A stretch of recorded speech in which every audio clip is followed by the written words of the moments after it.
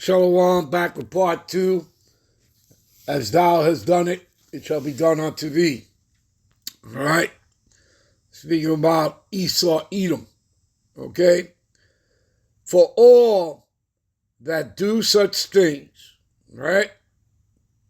And again, the earth was given into the hands of the wicked, Job 9:24. All right? Malachi 1:4 tells you who that is, Esau, Edom. All right? They shall build, but the Lord shall throw down. All right? And the Lord calls them the border of wickedness, because of every border where they pitch tent, that's what they bring. All right? Wickedness, bloodshed, war.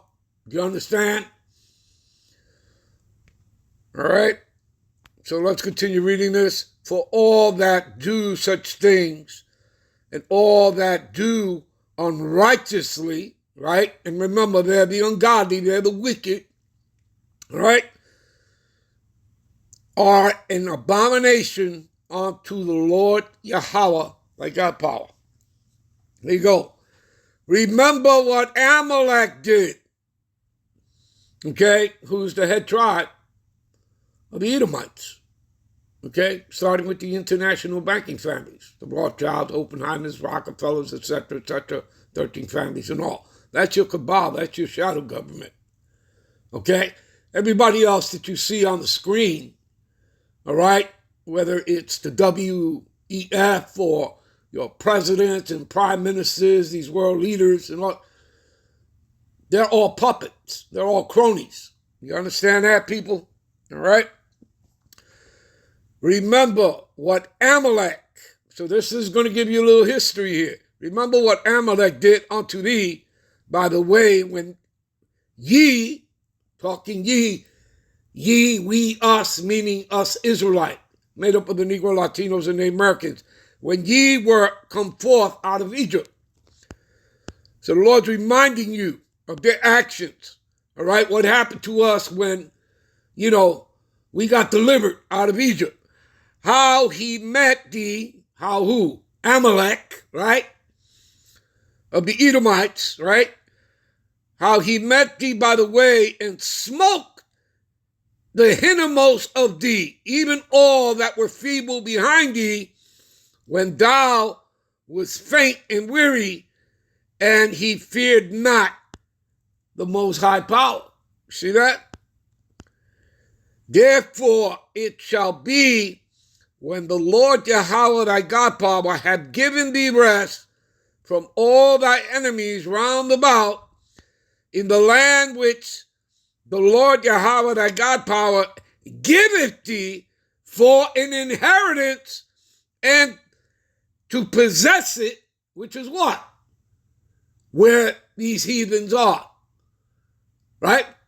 We just read Ezekiel 36:5, right? They've taken the land into their own possession. We understand,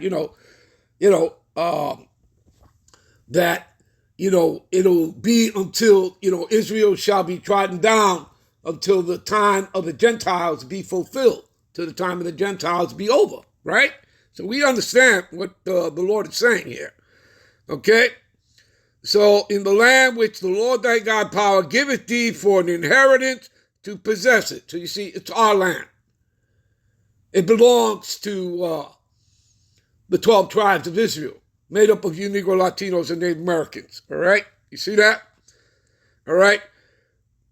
For an inheritance to possess it, that thou shalt blot out the remembrance of Amalek from under heaven, thou shalt not forget it.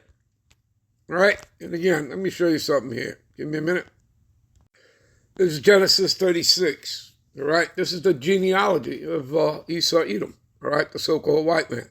Now, these are the generations of Esau, who is Edom. See that? So they can deny it all they want, all right? When they first come into power, all right, to conquer all of Europe, that's Alexander the Great with his father, King Philip the Macedonian.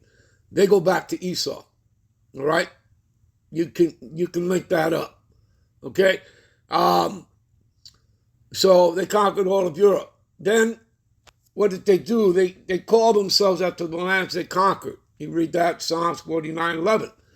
They were calling themselves the Greeks, but they're not the Greeks. They're Edomites. Okay? Then they morphed into the fourth and final beast, the Roman Empire. They're not the Romans either. All right? And again, they're not the Europeans. That was all Japhet, the sons of Japhet. All right? But they call themselves after the lands they conquered. What else? Well, eventually, they put down after their Greco-Roman empires, these Edomites are put down for 1,000 years, right? But then they would have to come back into power for a third and final time, into the power seat. Again, as a fulfillment of prophecy, which we read about in Revelations, the 20th chapter. All right? And the Lord refers to them as what?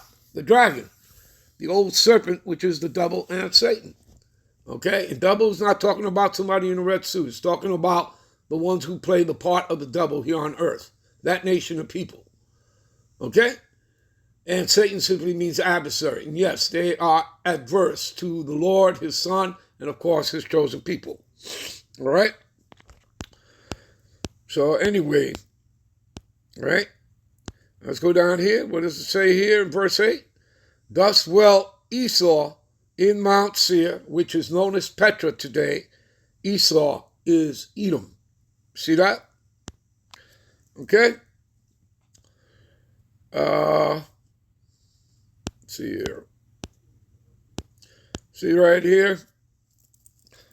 Verse 12, and Timah was a concubine to Eliphaz, Esau's son, and she bare to Eliphaz Amalek. See that? And this winds up being the head tribe of the Edomites. Okay? These were the sons of Haddah, Esau's wife. There you go. All right? Give me a minute. All right, you know what? We'll end it here, and we'll be right back with part 3. Shalom.